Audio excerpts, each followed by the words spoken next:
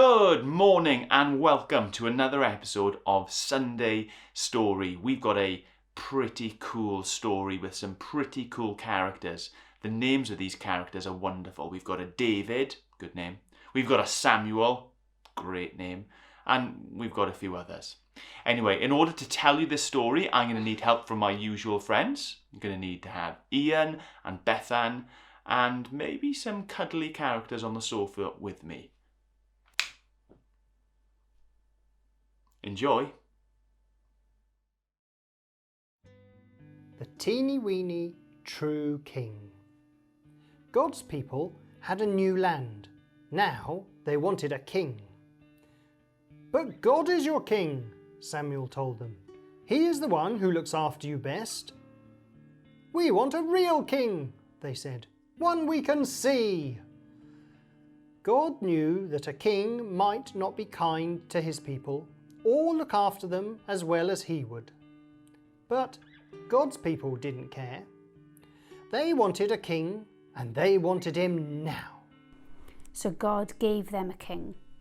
He was called Saul, and he seemed like a good king at first. But he became proud and stopped listening to God. He didn't obey God or love him with all his heart. Saul can't help me with my plan, God said. I need a king who loves me and who will teach my people to love me. I need a true king. God had just the one in mind. Go to Bethlehem, God told Samuel. You'll find the new king there. Samuel's job was to listen to God and tell the people what God said. So Samuel went to the little town of Bethlehem.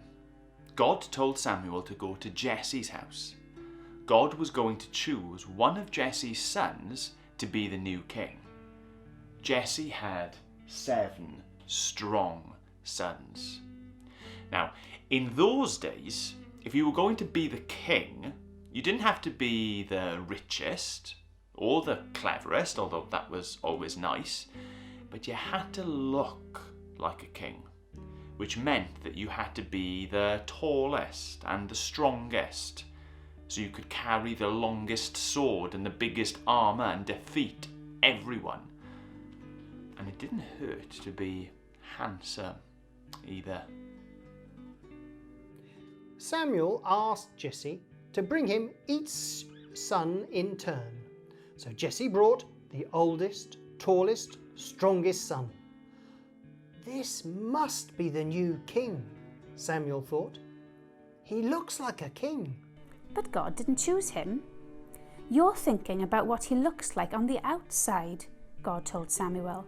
But I am looking at his heart, what he's like on the inside. So Jesse shows Samuel his next oldest, tallest, strongest son. But God didn't choose him either. In fact, God didn't choose any of his 7 sons. Samuel said, "Is that all?" Jesse laughed.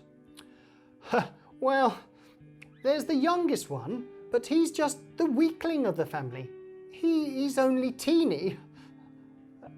Bring him, said Samuel.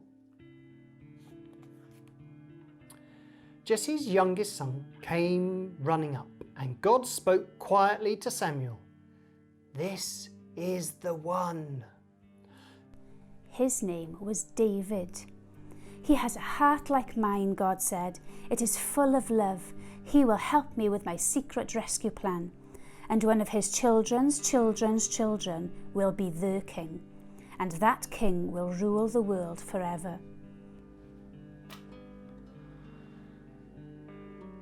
Samuel anointed David's head with oil, which was a special way of showing that you are God's chosen king. You will be the new king one day, Samuel told him. And sure enough, when he grew up, David did become king. God chose David to be king because God was getting his people ready for an even greater king who was coming. Once again, God would say, "Go to Bethlehem. you'll find the new king there. And there, one starry night in Bethlehem, in the town of David, 3 wise men would find him. Craft time. Today we learnt that God chose David to be his special king, not because what he looked like on the outside, but because of his heart and how he loved God. So today, why don't you make a crown to show that God chose David to be king, and write the verse from 1 Samuel 16 verse 17 on it, which says, "People look at the outward appearance, but the Lord looks at the heart." Then decorate it any way you want. Well, that's it. Another episode of Sunday Story in the bag. I hope you enjoyed today's story, and I hope that you're enjoying following along every single week. The craft, you've got it. You can go and do it now. Remember to send us in pictures of your craft before Wednesday evening so that they can be in next week's video. Like some of these examples of people who are taking part in blowing things down and knocking down things that they've built. Thank you so much for coming. Thank you to everybody who has helped me today, and have a lovely day. Bye.